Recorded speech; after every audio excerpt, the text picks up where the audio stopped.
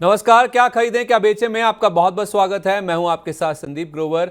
Markets में थोड़े थोड़े थकावट के संकेत साफ नजर आने लगे हैं। शुक्रवार के बाजार की बात करें तो बाजार में रिकॉर्ड हाई बनने के बाद ऊपरी स्तरों से गिरावट देखने को मिली और इनफैक्ट लाल निशान के साथ ही बाजार में क्लोजिंग देखने को मिली है। अगला हफ्ता यानी कि ये पूरा हफ्ता बाजार के लिए कैसा रह सकता है, खासतौर पे आज की तैयारी कैसे करनी है, इन सब पर बातचीत करने के लिए, बाजार पर चर्चा करने के लिए हमारे साथ एक खास मेहमान मौजूद हैं।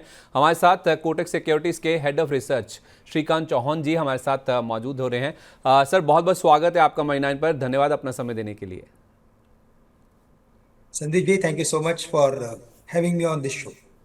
सर, एक बार जरा शुक्रवार के बाजार की बातचीत कर लेते हैं और फिर आज की तैयारी की बात करेंगे कि आज किस तरह से बाजार परफॉर्म कर सकता है, किन सेक्टर्स किन स्टॉक्स पे फोकस करना चाहिए और ये पूरा हफ्ता बाजार के लिए कैसा रह सकता है, इस पर डिटेल से चर्चा करेंगे। थोड़ा सा आपको एक जिस्ट दे देता हूं कि शुक्रवार को बाजार में किस तरह की क्लोजिंग देखने को मिली थी, बाजार का किस तरह का एक्शन देखने को मिला था। अगर हम निफ्टी की बात करें या सेंसेक्स की बात करें तो दोनों लाल निशान में बंद हुए थे। निफ्टी 66 अंक और सेंसेक्स 269 अंक गिरकर बंद हुआ था। दिन के दौरान जरूर रिकॉर्ड हाइज बनते हुए दिखे थे, लेकिन ऊपरी स्तर से सेंसेक्स करीब 600 अंक और निफ्टी करीब पौने 200 अंकों की गिरावट लेकर बंद हुआ, क्योंकि रिकॉर्ड हाइज बने थे। निफ्टी ने 23,660 के ऊपर के जो लेवल्स हैं वो रिकॉर्ड हाइज के तौर पर छुए थे, लेकिन हायर लेवल्स पे प्रॉफिट बुकिंग हावी होती हुई नजर आई थी, क्योंकि कारोबारी हफ्ते का आखिरी दिन था, जिस वजह से हमने बाजार में प्रॉफिट बुकिंग आती हुई देखी। सेंसेक्स लगातार 6 दिन से मजबूत था, लेकिन फ्राइडे को ये जो 6 दिन की तेजी है उस पर ब्रेक लगता हुआ दिखा है और सेंसेक्स लाल निशान में ही जाकर क्लोज होता हुआ दिखा है। इसके अलावा अगर आप एडवांस डिक्लाइन की बात करें तो एनएसई पर 1361 गिरने वाले शेयरों की तुलना में 1084 शेयर थे जो कि चढ़ रहे थे, यानी कि जो एडवांस डिक्लाइन थी वो बेयर्स के पक्ष में थी। जो गिरने वाले शेयर थे वो ज़्यादा थे और चढ़ने वाले शेयरों की सूची आप देख रहे हैं कि उसके मुकाबले कम थी। 1100 से भी कम ऐसे शेयर थे जो कि हरे निशान के साथ एनएसई पर बंद होते हुए दिखे हैं। तो कई दिनों से हम एडवांस डिक्लाइन पॉजिटिव देख रहे थे, लेकिन शुक्रवार को वो नेगेटिव होती हुई दिखी है। मिड कैप स्मॉल कैप शेयरों की बात करें तो वहां पे भी हाई लेवल्स पे प्रॉफिट बुकिंग साफ तौर पे नजर आई थी। मिड कैप इंडेक्स तो इनफैक्ट लाल निशान में बंद हुआ, हालांकि स्मॉल कैप इंडेक्स किसी तरह हरे निशान में बंद हुआ। 30 अंक की मजबूती लेकर स्मॉल कैप इंडेक्स में क्लोजिंग देखने को मिली। बैंक निफ्टी भी ये जो बाजार में गिरावट आई, जो मुनाफा वसूली आई, उससे नहीं बच पाया। बैंक निफ्टी 122 अंक गिरकर बंद हुआ और हाई से करीब करीब पौने 300 अंकों के आसपास की जो गिरावट है वो बैंक निफ्टी में देखने को मिली। टॉप गेनर्स की बात करें अगर निफ्टी में तो भारतीय एयरटेल इसमें 2.5% के आसपास का अप्रूव था। एलटीआई माइंट्री इसमें गेंस देखने को मिल रहे थे और उसके साथ साथ कुछ और भी शेयर थे जो कि काफ़ी अच्छा परफॉर्म कर रहे थे। लूजर्स में आप देखें बीपीसीएल था, अदानी एंटरप्राइजेस था, अल्ट्राटेक था। इनमें आप देखें तो निफ्टी में सबसे ज़्यादा गिरावट वाले शेयरों में ये शामिल थे। इनफैक्ट दिग्गजों की बात करें तो आरआईएल और एलएनटी ये दो ऐसे हैवी वेट्स थे जो कि बाजार की गिरावट में सबसे ज़्यादा शुक्रवार को कंट्रीब्यूट करते हुए नजर आ रहे थे। इसके अलावा आप देखें जहां पे एक्शन देखने को मिल रहा था उसमें पीवीआर, ग्रैन्यूल्स इंडिया और वीआई यानी कि वोडाफोन आइडिया, ये वायदा बाजार के टॉप गेनर थे। वोडाफोन आइडिया में तो ज़बरदस्त एक्शन देखने को मिल रहा था। कुछ 5G को लेकर जो अपडेट्स आ रहे हैं उसको लेकर बाजार काफ़ी उत्साहित है, जिस वजह से 17 रुपये के ऊपर के जो लेवल्स हैं वो अब वोडाफोन आइडिया में देखने को मिल रहे हैं। अगर हम टॉप लूजर्स की बात करें या वायदा बाजार की ओर बढ़ें तो चंबल फर्टिलाइजर, जीएनएफसी, कोरोमंडल ये बुधवार और गुरुवार को टॉप गेनर्स थे, लेकिन जो प्रॉफिट बुकिंग आई उसमें इनमें भी ज़बरदस्त एक्शन गिरावट का देखने को मिला और तीनों ही शेयर आप देखेंगे तो वायदा बाजार के टॉप लूजर्स में आपको शामिल नजर आएंगे। इसके अलावा भी अगर आप देखें कुछ ऐसे शेयर जहां पे एक्शन देखने को मिल रहा था उसमें एचपीसीएल और बीपीसीएल 35 से 50% जुड़ के हैं। हालांकि इसे गिरावट नहीं कहना चाहिए, केवल बोनस का एडजस्टमेंट था। एचपीसीएल में 1:2 और बीपीसीएल में 1:1 का बोनस था, जिस वजह से इन शेयरों में आप देख रहे हैं 35 से 50% का एडजस्टमेंट देखने को मिला है। गिरावट कहना तो यहाँ पे गलत होगा। और उसके साथ साथ एक राहत की बात यह है कि इंडिया विक्स को अगर आप देखेंगे तो वहाँ पे भी करीब 1.25% के आसपास की गिरावट देखने को मिली। तो बाजार गिरा है, हल्का हुआ है, उससे इंडिया विक्स में भी गिरावट देखने को मिली। इंडिया विक्स में उछाल नहीं हुआ है, तो ये एक ज़रूर राहत की बात हो सकती है। सर, निफ्टी की जहाँ तक बात है हमने देखा कि ज़रूर हायर लेवल से करेक्ट होकर बंद हुआ, ऊपरी स्तरों से प्रेशर देखने को मिला, दिन के दौरान रिकॉर्ड हाइज भी बनते हुए देखे। लेकिन एक जो पॉजिटिव बात है उस चार्ट में भी अगर आप देखेंगे तो 23,500 के ऊपर में बंद होने में निफ्टी कहीं ना कहीं कामयाब रहा है। जो वीकली क्लोज आया है वो 23,500 के ऊपर का है। हालांकि हमने दिन के दौरान 23,660 के ऊपर के जो लेवल्स हैं 23,667, ये नंबर टू बी प्रिसाइज आपके सामने रख दूं, जो रिकॉर्ड हाइस टच किए थे वहां से नीचे बंद हुए, लेकिन 23,500 को हम बचा पाए हैं। क्या आपके लिए ये एक राहत की बात है इस हफ्ते की जहां तक बात है? बिल्कुल। तो देखिए, जैसे आपने कहा 23,500 एक इम्पॉर्टेंट लेवल है, और इसी लेवल के ऊपर क्लोज होना थोड़ी सी राहत की बात होती है हमेशा। लेकिन अगर हम ऑप्शन स्टैटिस्टिक्स को देखते हैं तो हमें एक बात समझ में आती है कि जो सबसे इम्पोर्टेंट कोई स्ट्राइक प्राइस है तो वो 23,600 से लेकर 23,700 की है। तो 23,600 के रेंज में एक बड़ी कॉल राइटिंग खड़ी है। और मुझे लगता है इसी वजह से हमने 2 या 3 बार इस पर्टिकुलर हफ्ते में हमने देखा कि मार्केट ने अटेम्प्ट किया था इन लेवल्स को क्रॉस करके वहां पे ट्रेड करने की। लेकिन उसके बाद मोस्ट ऑफ द टाइम हमने प्रॉफिट टेकिंग देखा, और मार्केट की जो क्लोजिंग थी वो नीचे की तरफ हुई। तो हमें लगता है कि जैसे आपने कहा कि इस मार्केट में जब तक 23,700 के लेवल क्रॉस नहीं होते, तब तक हमें लगता है कि इन लेवल्स पे मार्केट में हमें एक रेंज बाउंड एक्टिविटी देखने मिलेगी। But at the same time मुझे लगता है कि अगर मार्केट में या ग्लोबल मार्केट्स में अगर कहीं कोई वीकनेस अगर बनती है, तो फिर हमें लगता है कि हमारे मार्केट शायद 23,000 23,200 के लेवल्स छू सकते हैं। अब 23,000 लेवल्स के करीब अगर आप देखेंगे तो वहां पे 20 दिन के एवरेज का मार्केट के लिए बढ़िया सपोर्ट है। और मोस्ट ऑफ द टाइम जब मार्केट में एक बड़ी रैली होती है संदीप जी, तब जब करेक्शन आता है मार्केट में तो वो 20 दिन के एवरेज के आसपास जाके थोड़ा सा न्यूट्रल होने की कोशिश करता है। तो हमें लगता है कि यस, इस हफ्ते में यानी कि आने वाले हफ्ते में हमें लगता है कि मार्केट में अगर करेक्शन आता है तो हम 23,000 तक के भी लेवल्स देख सकते हैं। और हायर लेवल्स में जब तक 23,700 के लेवल्स क्रॉस नहीं होते, तब तक हमें लगता है कि हमें रेंज बाउंड एक्टिविटी का सामना करना पड़ेगा। 23,700। 23,700, 23,700 ये इंपॉर्टेंट लेवल है। लेकिन जो मार्केट का ब्रॉडर स्ट्रक्चर है संदीप जी, वो अभी भी काफी बुलिश है, काफी स्ट्रेंथ है।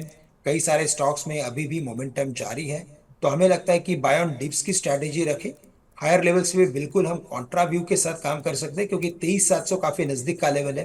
कोई भी गैप अप ओपनिंग मिलती है 23,600 के करीब, तो 23,700 के स्टॉप लॉस के साथ आप उसमें कुछ शॉर्ट सेलिंग करके चल सकते हैं। लेकिन अगर मार्केट इस हफ्ते अगर 23,000 या 23,200 के लेवल्स के करीब अगर आता है, तो उन लेवल्स के करीब हम लॉन्ग का ट्रेड बना सकते हैं। ओके, तो कोई अगर गैप अप ओपनिंग होती है तो हायर लेवल्स पे आप शॉर्ट पोजीशंस भी बिल्डअप कर सकते हैं, लेकिन 23,000 23,200 के आसपास मिले तो लोअर लेवल्स पे खरीदारी भी करके चल सकते हैं अगर ग्लोबल मार्केट्स का सपोर्ट यहाँ पे नहीं देखने को मिलता है। Mid cap small cap index में हमने देखा सर, काफ़ी फिनोमिनल एक रनअप देखने को मिला है। अब इसको लेकर कुछ म्यूचुअल फंड्स भी थोड़ा सा कॉशियस होने की सलाह दे रहे हैं, सावधानी बरत रहे हैं। वो कह रहे हैं कि अब इनके जो वैल्यूएशंस हैं वो काफ़ी ज़्यादा हाई हो गए हैं, तो यहाँ पे थोड़ा सा आपको कॉशियस रहना चाहिए। यहाँ पे जो रिस्क रिवॉर्ड है वो फेवरेबल नहीं है। आपकी क्या राय है सर, ये मिड कैप स्मॉल कैप में जो रनअप देखने को मिला है पिछले कुछ दिनों में या पिछले कुछ महीनों में, क्या वाकई में मिड कैप स्मॉल कैप के वैल्यूएशंस बहुत ज़्यादा अलार्मिंग हो गए हैं, इनसे दूर रहना चाहिए, इनमें हाथ जल सकते हैं लोगों के? बिल्कुल। तो देखिए, अगर इस मार्केट में स्पेसिफिकली इलेक्शन के रिजल्ट्स के बाद जो तेजी हमने देखी है, उसके बाद जो लार्ज कैप कंपनीज है वही हम अगर आप देखें तो वैल्यूएशंस काफी एक्सपेंसिव बनते जा रहे हैं। अगर हम करंट ईयर की यानी कि FY 25 की अगर बात करें, FY 26 की बात करें, तभी हम कुछ 19 के मल्टीपल्स के आसपास आके खड़े हुए हैं।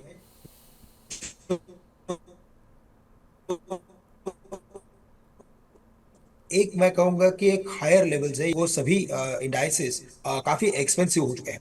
तो हमें लगता है कि इन लेवल्स पे हमें काफी स्टॉक स्पेसिफिक रखना जरूरी है।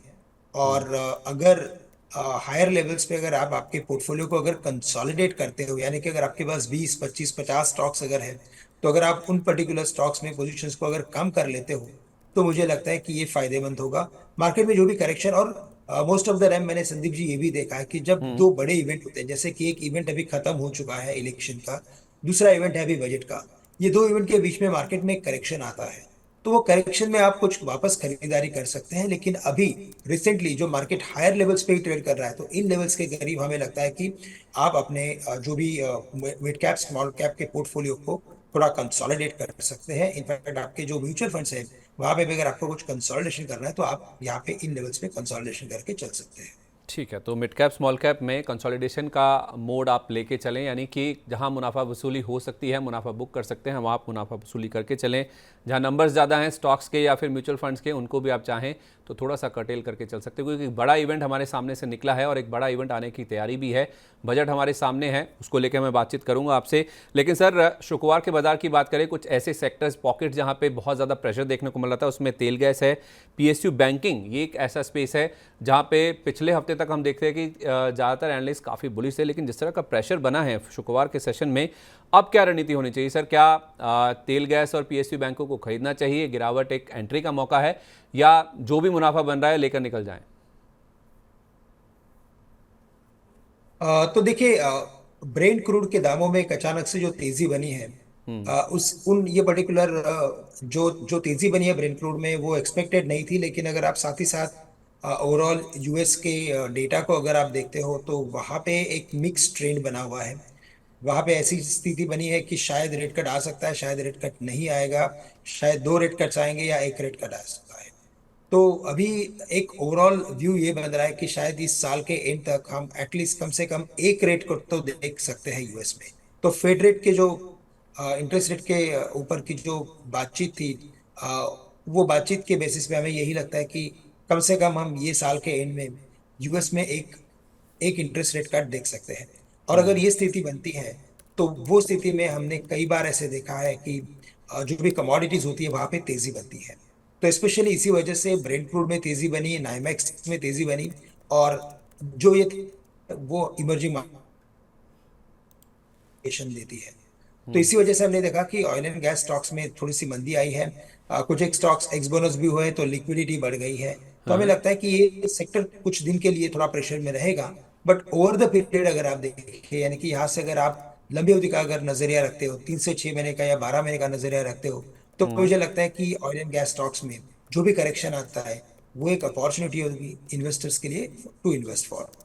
ठीक है, तो छोटी अवधि में ज़रूर हो सकता है, जैसे जैसे क्रूड के दाम बढ़ रहे हैं, उसका इम्पैक्ट देखने को मिल सकता है। कुछ शेयरों पे आ भी रहा है प्रेशर, खासतौर पे ऑयल मार्केटिंग कंपनीज पे। लेकिन अगर आपका लॉन्ग टर्म का व्यू है, तो आप इन शेयरों पर, खासतौर पे तेल गैस शेयरों में लंबी अवधि का नजरिए रख के इनमें आप एक्यूमुलेशन करके चल सकते हैं। पीएसयू बैंक्स पे भी अपनी राय दे दें सर। बिल्कुल। तो देखिए, पीएसयू बैंक्स में भी मुझे लगता है कि कई सारे मिड कैप या स्मॉल साइज बैंक है, वो अपने एक्सपेंसिव वैल्यूएशंस के काफी नजदीक है। और इसी वजह से हमें लगता है कि यहाँ पे भी हम कुछ प्रॉफिट टेकिंग का ही प्रेशर बनते हुए दिख रहे हैं। हमें नहीं लगता कि यहाँ पे कोई बड़ी कमजोरी आएगी। लेकिन यस, हमें लगता है कि कुछ time based correction PSU banks में हमें देखने मिल सकता है। तो स्टेट बैंक जैसे दिग्गज स्टॉक्स में हमने देखा कि हायर लेवल्स पे काफी अच्छी प्रॉफिट बुकिंग थी। अब हमें लगता है कि ये स्टॉक एक रेंज के अंदर ट्रेड करते हुए नजर आएगा। बट यहाँ से अगर कोई भी रिबाउंड अगर मिलता है, तो मेरी हमारी राय भी यही रहेगी कि आप हायर लेवल्स पे मुनाफा वसूल करने की कोशिश करें। अगर आपके पास 3 या 4 स्टॉक्स है, तो 1 या 2 स्टॉक्स में आपकी पोजीशंस आप सीमित रख सकते हैं। ओके, तो पीएसयू बैंकों में भी थोड़ा थोड़ा वैल्यूएशन को लेकर दिक्कतें आने लगी, खासतौर पे एसबीआई जैसे काउंटर्स में कोई बाउंस मिलता है तो आपको मुनाफा वसूली करनी चाहिए, ऐसी राय फिलहाल निकल के सामने आ रही है। पिछले हफ्ते की अगर हम बात करें, आखिरी सवाल है सर पिछले हफ्ते को लेकर, तीन एक सेक्टर ऐसे हैं जो कि लाइमलाइट में रहे सर, स्टार परफॉर्मर कह सकते हैं। उसमें एक अगर आप देखेंगे तो वो डिफेंस था, मतलब ज़बरदस्त एक्शन देखने को मिल रहा था हफ्ते की शुरुआत से। इनफैक्ट पिछले हफ्ते के एंड से ही उसमें तेज़ी बननी शुरू हो गई थी। फर्टिलाइज़र 2 दिन तक इसमें अपमूव देखने को मिला, और तीसरा था आईटी, जो एक्सेंचर के नंबर आए उसके बाद से एक बड़ा अपमूव इस पूरे स्पेस में देखने को मिला। आपकी क्या राय है सर इन तीनों स्पेस को लेकर? क्या ये नई तेज़ी की शुरुआत हुई है, एक नया दौर बनता हुआ दिखा है? क्योंकि ये ज़्यादातर ऐसे सेक्टर्स हैं जो कि काफ़ी समय से लाइमलाइट में नहीं थे, ठंडे पड़े हुए थे। देखिए, तो इलेक्शन के पहले और इलेक्शन के बाद हमने डिफेंस में अच्छी तेजी देखी। और अभी हम कुछ करेक्शन देख रहे हैं। तो यकीनन हमें लगता है कि बिकॉज के एक बड़ी रैली देखी, तो उस बड़ी रैली के बाद का करेक्शन हम देख रहे हैं। इस बार का करेक्शन शायद थोड़ा सा डीपर हो सकता है, क्योंकि अभी बजट आ रहा है। तो बजट के पहले कितना इन्वेस्टमेंट जाएगा पर्टिकुलर सेक्टर के लिए, कैपिटल गुड्स, इंफ्रा, डिफेंस के लिए, तो ये सब बातचीत चलेगी। और इसी वजह से हमें लगता है कि जो एक्सपेंसिव स्टॉक्स है वहां पे थोड़ा सा मुनाफा वसूली हो सकती है। और इसी वजह से डिफेंस स्टॉक्स में हमें लगता है कि एक करेक्शन थोड़ा और जारी रहेगा। हायर लेवल से 15 से 20% का करेक्शन इन सभी स्टॉक्स में हमें देखने मिल सकता है। आईटी स्टॉक्स में हमें लगता है कि काफी सिलेक्टिव रहना पड़ेगा, क्योंकि यूएस के जो ओवरऑल डेटा आ रहे हैं, जैसे कि इस बार आप देखेंगे तो जॉबलेस क्लेम के जो नंबर्स आए थे, वो थोड़े वापस घट के आए, जो हमेशा इंडिकेशन करता है कि वापस ये जो रेट कट की जो साइकिल है वो थोड़ी और बढ़ेगी। यानी कि रेट कट आने में थोड़ा और देर लगेगी। तो इसी वजह से ऐसा मिक्स्ड ट्रेंड वहां पे बना हुआ है। तो आईटी स्टॉक्स में हमें लगता है कि बाय ऑन डिप्स की स्ट्रेटेजी रखें। इंपॉर्टेंट लेवल्स के करीब अगर आता है, तो वहां पे लॉन्ग की पोजीशंस बनाए, टेक महिंद्रा, इंफोसिस जैसे स्टॉक्स पे फोकस करें। और डिफेंस में मुझे लगता है कि फॉर द टाइम बिंग थोड़ा और करेक्शन होने का इंतजार करें। फर्टिलाइजर्स की अगर बात करें तो यहाँ पे हमें लगता है कि बिल्कुल ऑन इमीडिएट बेसिस अगर कोई भी करेक्शन, माइनर करेक्शन भी आता है, शैलो करेक्शन भी आता है, तो इन स्टॉक्स में आप आपकी पोजीशंस बना सकते हैं। उसका रीजन यही है कि वापस हम बजट के अगर करीब जाएंगे तो वहां पे हमें लगता है कि कुछ एग्री रिलेटेड कंपनीज है या सेक्टर्स है, वहां पे तेजी का दौर बन सकता है। चलिए ठीक है सर, ये तो बात हुई पिछले हफ्ते की और शुक्रवार की क्लोजिंग की। अब बात करते हैं आज की और इस हफ्ते की तैयारी की बात करते हैं। आपकी क्या राय है सर, इस हफ्ते निफ्टी के लिए कौन से लेवल हैं जो कि अहम रह सकते हैं? तो देखिए इस हफ्ते के लिए जो काफी इंपॉर्टेंट लेवल है वो 23,700 है निफ्टी के लिए। इन लेवल्स के ऊपर ही हम शॉर्ट कवरिंग एक्सपेक्ट कर सकते हैं। लेकिन अगर आप एफआईएस की पोजीशन देखें तो अभी एफआईएस जो नेट शॉर्ट थे वो अभी नेट लॉन्ग बन चुके हैं इस मार्केट में। तो शॉर्ट कवरिंग कैसे आएगी, क्या आएगी वो पता नहीं, लेकिन पॉसिबल है कि 23,700 के ऊपर कुछ ना कुछ पॉजिटिव रीजन बन सकते हैं और इसकी वजह से हम मार्केट में 24,000 तक के लेवल्स देख सकते हैं। लेकिन 23,700 ये इंपॉर्टेंट बैरियर रहेगा। अगर मार्केट में करेक्शन आता है, और मुझे लगता है कि शायद कंसोलिडेशन से लेकर करेक्शन का ट्रेंड हमें इस वीक में देखने मिल सकता है। करेक्शन आता है तो हम 23,000 तक के लेवल देख सकते हैं। तो 23,000, 23,200 ये एक मार्केट के लिए इंपॉर्टेंट सपोर्ट जोन है। तो 23,000 के करीब मार्केट में पोजिशंस लॉन्ग की बना के चल सकते हैं। तो हायर लेवल्स पे 23। आपके पोजिशन को कम करें, लोअर लेवल्स पे यानी कि काफी थोड़ा करेक्शन बढ़ने दीजिए, 4-5% का करेक्शन, उन लेवल्स के करीब आप अपनी पोजिशंस बना सकते हैं। परफेक्ट सर, तो 23,000 23,200 ये बहुत ही अहम सपोर्ट लेवल्स हैं जो कि मार्केट के लिए इस हफ्ते के लिए काफ़ी ज़्यादा अहम रहने वाले हैं। तो इन लेवल्स को आपको जरूर रिस्पेक्ट करके चलना चाहिए। नीचे में मिले मार्केट में तो आपको खरीदारी करनी है और हायर लेवल्स पे आपको शॉर्ट पोजीशंस या फिर प्रॉफिट बुकिंग करनी है। ये राय साफ तौर पे निकल के सामने आती हुई नजर आ रही है। अब कुछ स्टॉक्स की बात करें तो आईटी सेक्टर हमने सर पहले भी डिस्कशन किया है, लेकिन कुछ ऐसे स्टॉक्स जो आपको लगता है कि आईटी में इस हफ्ते खरीदे जा सकते हैं, क्योंकि टीसीएस हमने देखा 3,802 के आसपास बंद हुआ। जो फ्राइडे की क्लोजिंग थी आधे % के आसपास की मजबूती के साथ थी। इन्फोसिस में भी 0.25% के आसपास का आपको था, 1525 के आसपास से स्टॉक ट्रेड कर रहा है।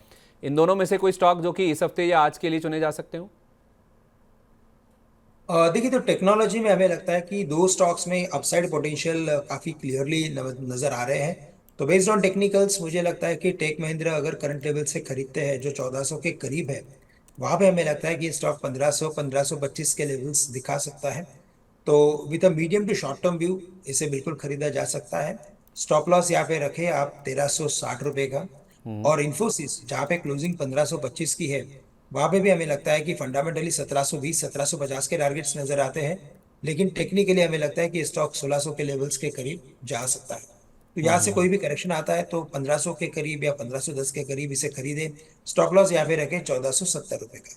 ठीक है, परफेक्ट है। तो टेक महिंद्रा और इन्फोसिस दो ऐसे स्टॉक्स हैं जो कि इस हफ्ते के लिए आईटी एज अ पॉकेट से आप चुन सकते हैं। टारगेट और स्टॉप लॉसेस आपके साथ शेयर किए जा चुके हैं। तेल गैस में और पीएसयू बैंकों में अब क्या करना चाहिए सर? इस हफ्ते के लिए क्या रणनीति होनी चाहिए? खासतौर पे अगर हम रिलायंस की बात करें तो फ्राइडे का ये टॉप लूजर कह सकते हैं, कंट्रीब्यूटर था इंडेक्स में गिरावट के तौर पे, तो 2900 रुपये के आसपास आ चुका है। इसमें क्या करना चाहिए? और इसके साथ साथ सर गेल एक ऐसा शेयर है जहां पे काफ़ी अच्छी एक्टिविटी बन रही है। 2% के आसपास की कमजोरी फ्राइडे के सेशन में थी, 214 रुपये 45 पैसे पर बंद हुआ। क्या इन लेवल्स के आसपास इसे एक्यूमुलेट किया जा सकता है? तो देखिए बिल्कुल ये दोनों स्टॉक्स अगर आप medium to long term view के बेसिस पे अगर हम इसे मेजर करने की अगर कोशिश करते हैं based on technicals, based on fundamentals, तो हमें लगता है कि इन दोनों स्टॉक्स में तेजी बनेगी।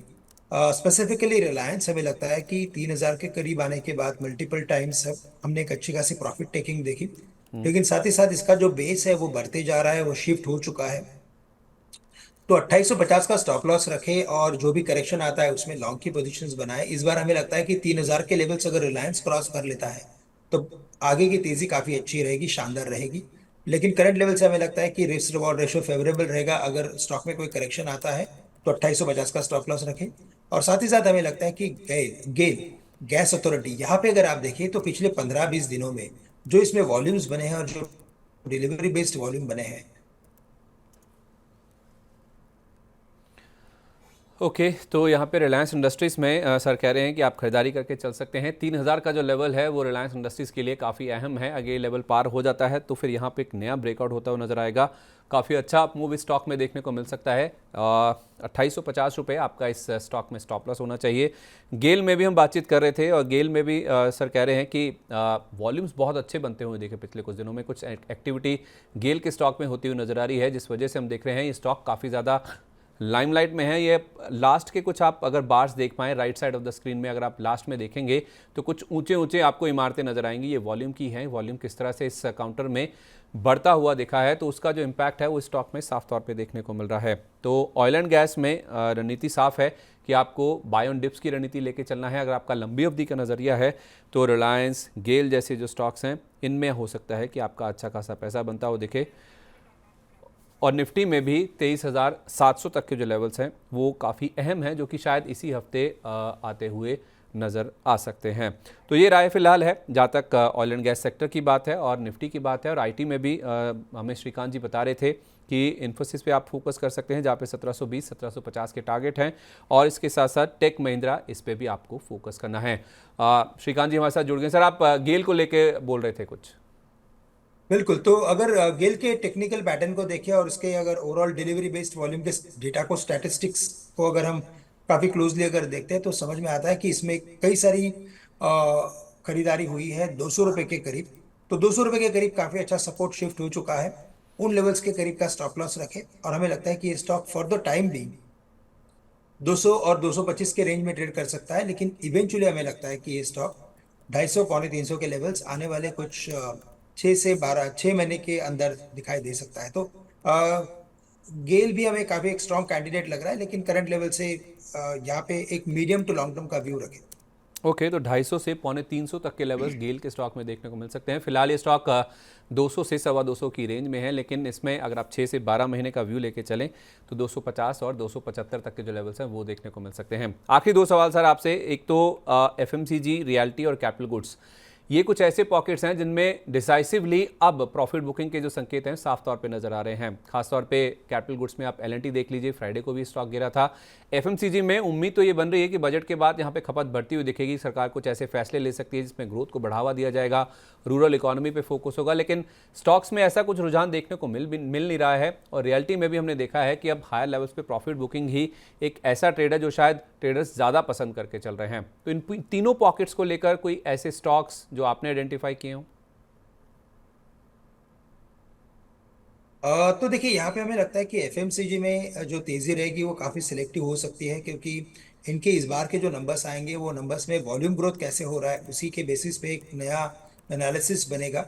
बट ओवर द पीरियड हमें लगता है कि जैसे कि अभी इलेक्शंस हो चुके हैं तो थोड़ा रूरल लेवल पे हमें लगता है कि स्पेंडिंग का जो नंबर है वो बढ़ते जा रहा है। और अगर इन्हीं डेटा के साथ अगर आने वाले दिनों में अगर हम और भी एडेड एक्यूमुलेटेड डेटा अगर देखते हैं तो हमें लगता है कि एफएमसीजी में और भी तेजी बन सकती है। लेकिन स्पेसिफिकली हमें लगता है कि वहां पे अगर फोकस करना है तो हिंदुस्तान लीवर के साथ साथ मैरिको इंडस्ट्रीज पे फोकस करें। कुछ एक क्यूएसआर, क्विक सर्विस रेस्टोरेंट पे अगर आप फोकस करें तो वहां पे भी हमें लगता है कि जैसे कि सफायर फूड्स है या तो जुबिलेंट फूड है, तो वहां पे तेजी बन सकती है। रियल एस्टेट की अगर बात करें तो वहां पे भी हमें लगता है कि कई सारे स्टॉक्स में तेजी बनी है, लेकिन अभी ये सभी स्टॉक अपने फेयर वैल्यू के काफी नजदीक ट्रेड कर रहे हैं।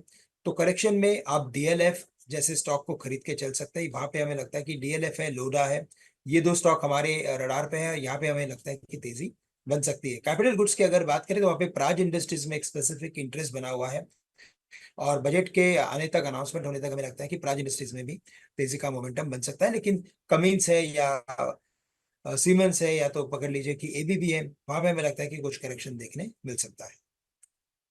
और एबीबी में करेक्शन देखने को मिल सकता है। और क्यूएसआर यानी कि जो क्विक सर्विस रेस्टोरेंट्स हैं खासतौर पे एफएमसीजी में, उसमें सफायर फूड्स और जुबलेंट फूड वर्क्स ऐसे कुछ स्टॉक्स हैं जहां पे अच्छे खासे गेंस बनते हुए दिख सकते हैं इस हफ्ते में और आने वाले समय में।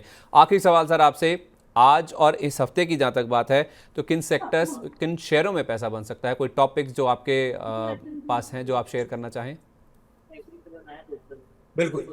तो देखिए, हमें लगता है कि जैसे कि तेजी बनी है क्रूड में, तो most of the time crude में तेजी बनने के बाद बाकी की जो कमोडिटीज होती है, जैसे स्पेशली अगर आप देखें तो कॉपर, जिंक या आयरन और वहां पे भी तेजी बनती है। तो अगर ये ट्रेंड अगर बना तो हमें लगता है कि जिंदल स्टील एंड पावर में हमें ध्यान रखना है, क्योंकि स्टील स्टॉक्स में भी तेजी बनेगी। जिंदल स्टील एंड पावर अपने टेक्निकल ब्रेकआउट में भी है, फंडामेंटली भी हमें अच्छा लग रहा है। तकरीबन 1080 के करीब की क्लोजिंग है, तो यहाँ पे कुछ तेजी की पोजीशन बना सकते हैं। हमें लगता है कि ये स्टॉक 1150 से लेकर 1200 के लेवल्स दिखा सकता है। साथ ही साथ हमें लगता है कि कुछ एनबीएफसी सॉर्ट ऑफ, या कुछ मिड कैप या मिड साइज कुछ एनबीएफसी हो, तो वहां पे तेजी का पोजीशन हम बना सकते हैं। पर्टिकुलरली हमें लगता है एबी कैपिटल पे फोकस करें। ये स्टॉक 244 245 के करीब क्लोज हुआ है। टेक्निकल पैटर्न की बात करें तो काफी अच्छा फॉर्मेशन इसमें बना हुआ है। ये स्टॉक हमें नजर आता है कि एबी कैपिटल कम से कम 275 से लेकर 280 के लेवल्स दिखा सकता है। तो 230 रुपए के स्टॉप लॉस के साथ इसे भी खरीद के चल सकते हैं। और रिलायंस इंडस्ट्रीज, यहाँ पे हमें लगता है कि मोमेंटम बनेगा, क्योंकि अगर यहाँ से अगर किसी भी रीजन से मार्केट में तेजी बनती है तो जो इंडेक्स हैवीवेट स्टॉक इंडेक्स को सपोर्ट कर सकता है वो है रिलायंस इंडस्ट्रीज। साथ ही साथ बढ़ते क्रूड के दामों की वजह से जो प्राइवेट रिफाइनर्स होते हैं उनको बेनिफिट भी मिलता है। तो यहाँ पे रिलायंस इंडस्ट्रीज में तेजी बनेगी। और जो टारगेट्स नजर आते हैं वो 3000 के रहेंगे। स्टॉप लॉस जो हमें रखना है वो हम 2850 का रखेंगे। ओके, तो 3 स्टॉक्स हैं जिनमें इस हफ्ते या तो फिर आज ही की सेशन में काफ़ी अच्छा एक्शन बनता हुआ दिख सकता है। उसमें जेएसपीएल है, मेटल स्पेस से 1150 1200 तक के टारगेट देखने को मिल सकते हैं। रिलायंस इंडस्ट्रीज में 3000 का टारगेट है। और उसके साथ साथ एनबीएफसी स्पेस में अगर आप जाना चाहें तो एबी कैपिटल एक स्टॉक है जो कि श्रीकांत जी हमारे लिए चुनकर लाए हैं। 275 से 280 के टारगेट हैं। 230 रुपये का आपको रखना है यहाँ पे स्टॉप लॉस। श्रीकांत सर, बहुत बहुत धन्यवाद, आज आप हमारे साथ शामिल हुए, अपना समय आपने दिया। बहुत सारे स्टॉक्स को लेकर बातचीत हुई है, चर्चा हुई है। कोई डिस्क्लोजर्स जो आप शेयर करना चाहेंगे जाने से पहले? बिल्कुल। तो देखिए, जितने भी स्टॉक्स अभी आज हमने डिस्कस किए हैं वो सभी stocks, most of the stocks मैं कहूँगा कि हम हमारे जो क्लाइंट्स हैं वो उनके साथ हम शेयर करते हैं, हमारे ग्रुप ऑफ कंपनीज के साथ शेयर करते हैं। तो ये पॉसिबल है, ये मुमकिन है कि उनके पास भी शायद इसकी पोजीशन हो सकती है। लेकिन मेरे पर्सनल पोर्टफोलियो में इन सभी स्टॉक्स में कोई पोजीशंस नहीं है, क्योंकि हमें जो खरीदना है वो ईटीएफ या म्यूचुअल फंड्स के थ्रू ही हमें इस पर्टिकुलर मार्केट में इन्वेस्टमेंट्स करना होता है। तो मेरे पर्सनल अकाउंट में इनमें से कोई भी स्टॉक में पोजीशन नहीं है, लेकिन हमारे ग्रुप ऑफ कंपनीज में इसकी पोजीशन हो सकती है। चलिए, thank you so much sir, आज आप हमारे साथ जुड़े और अपना कीमती समय आज आपने दिया। Thank you so much, my pleasure. चलिए, ये तो थे कोटक सिक्योरिटीज़ के head of research Shrikant Chauhan, जो हमें बता रहे थे कि लोअर लेवल्स में 23,000 23,200 ये अहम लेवल्स हैं। यहाँ पे अगर आपको मार्केट्स मिलता है तो ये सपोर्ट जोन है, यहाँ पे आप खरीदारी कर सकते हैं। और हायर लेवल्स पे 23,700 के आसपास अगर गैप अप ओपनिंग होती है तो आप यहाँ पे मुनाफा वसूली भी कर सकते हैं या फिर शॉर्ट पोजीशंस भी निफ्टी में बिल्ड कर सकते हैं। और स्टॉक स्पेसिफिक जहाँ तक बात है, एबी कैपिटल, रिलायंस इंडस्ट्रीज और जेएसपीएल, ये कुछ ऐसे स्टॉक्स हैं जहाँ पे इस हफ्ते पैसा बन सकता है। और आईटी स्पेस से इन्फोसिस और टेक महिंद्रा, ये कुछ और स्टॉक्स हैं जो कि उनको काफ़ी ज़्यादा पसंद आ रहे हैं। तो इसी के साथ इस शो को यहीं पे विराम देते हैं। उम्मीद करते हैं आज का दिन और ये पूरा हफ्ता आपके लिए काफ़ी ज़्यादा प्रॉफिटेबल रहेगा। इसी उम्मीद के साथ मुझे दीजिए इजाज़त। नमस्कार।